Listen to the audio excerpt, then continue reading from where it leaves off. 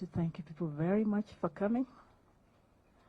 And I want to remove that serious face of Magoha so that you know the other side of Magoha.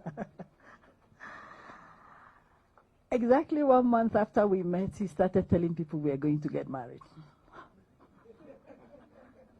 And that was the first time we had a quarrel. I said, how can you do that? He said, no, I know you will not accept because I'm not a Nigerian. So you go and tell them why you can't marry me.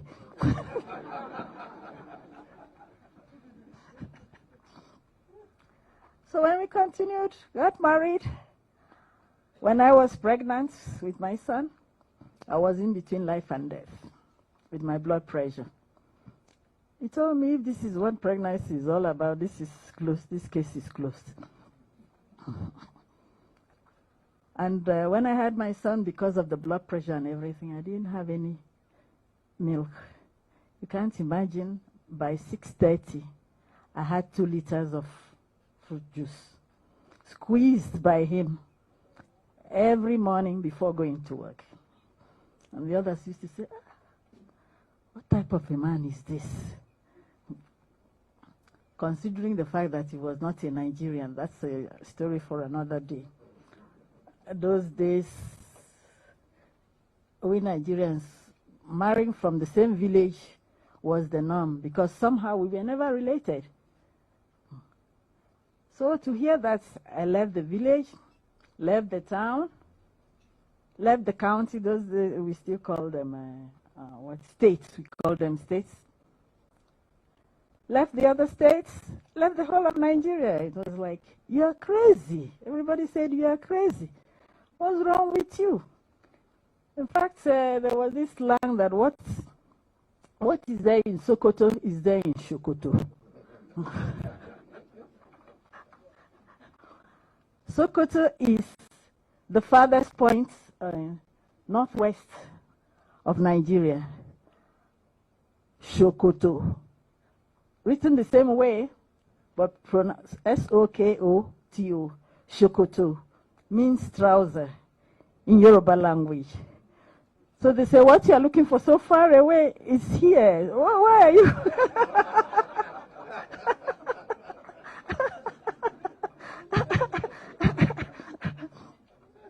So they will say, what did they say?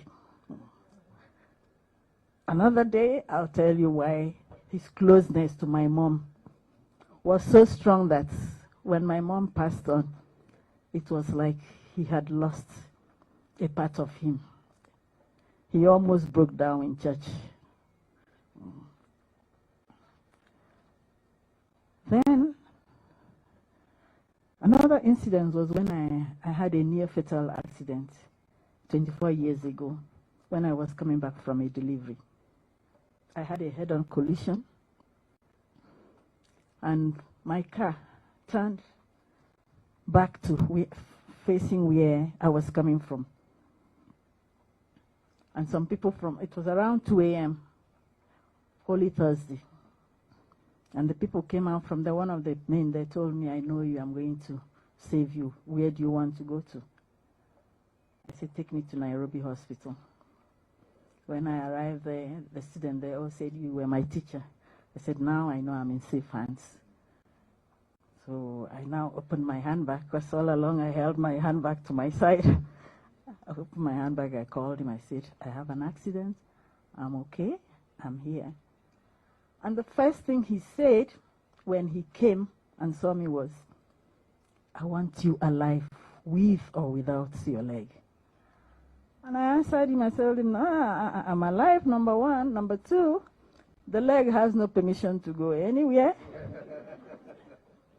I will come back, my legs will come back together, and I will go back to my high heels. Apparently, nobody had ever seen me without high heels. So it was something difficult for people to accept. Even my patients would just come to see, do you have your high heels on? So he was very jovial. Behind that screen was an extremely jovial man. And he used to tell me, I must go before you. Because if you go before me, I will not last. That was always his prayers. So throughout those years, those 20 years, when I'm sick, I'm praying to God not for me to get well for my sake, but for his sake. Because if anything were to happen, any exams or whatever, I know within 10 minutes, everything would be over. That's how close we were. The toughest time of our marriage was when COVID was there. And I told him, if this is the way you were meant to go, then you'll go. If it is not, you pull through. You have to do what you have to do. But we take the risk. You can imagine a family of doctors. He's not a doctor, but he's so exposed. Here was I with my patients. Here was my son, my daughter-in-law. We are all doctors. So it was just like, we are like, if it happens, it happens. But we must soldier on. I gave him that support, and we made it through. And he always said, family came first.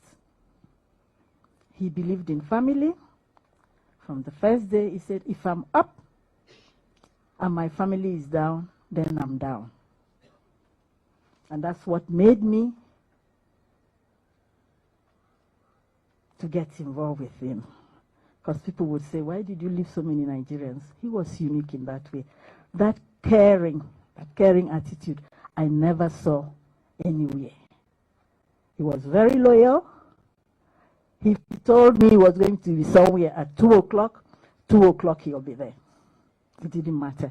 If by 3 he was not there, he would call. If he has not called by 3, I know something was wrong. He made sure he helped whoever. He said, my father used to tell me, you never kick an enemy when he's on the ground. You fight and fight.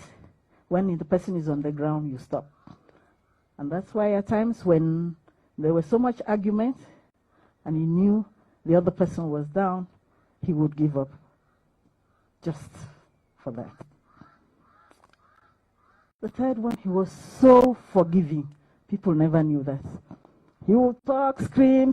The same person you are screaming with, if he says, I have a headache, he will, have you taken medicine? He will come, bring medicine. He will forget every other thing and take care of you till it's over. Then he will tell you, that thing we are discussing is over. That's the end of the story. Whatever it is you were arguing about, he will never bring it up. No matter how you try to bring it up, he will give it to you. But he will say, these are my reservations. If you can work on this, we can be fine. If not, we'll leave it the way it is. Very, very loving. Like his colleagues in NEC used to say, when he wants to get something for me, he tells them to wait. I'm getting something for the boss. And he would call, what do you need? 1, 2, 3. He was very supportive. I supported him, and he appreciated. That appreciation was so much. It made me to go a step further. If I had to stand on one foot the whole night for him to achieve what he wanted the following morning, I would do it. Because when it's over, he would come back and say, without you, I would never have made it. Saying I'll miss him is an understatement. But I know we used to work like 2 Major Generals. I used to call him Major General. He's commanding the 1st Battalion, and I'm in the 2nd Battalion. So when he has finished, usually during the war, sorry, I know a bit of war because I experienced Biafra firsthand. During the war, if they are going to capture a city like my city, it was Biafra in the morning, Nigeria in the afternoon, then 3 a.m. things change. But whenever they went to capture a city, the 1st Battalion will go, and then the 2nd Battalion will now go when everything is sorted out.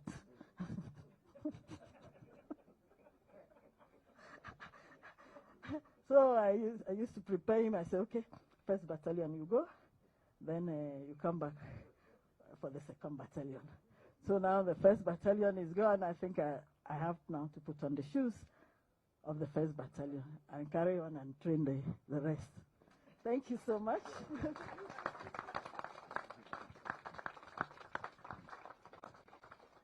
Thank you. Thank you very much, Madam, for bringing that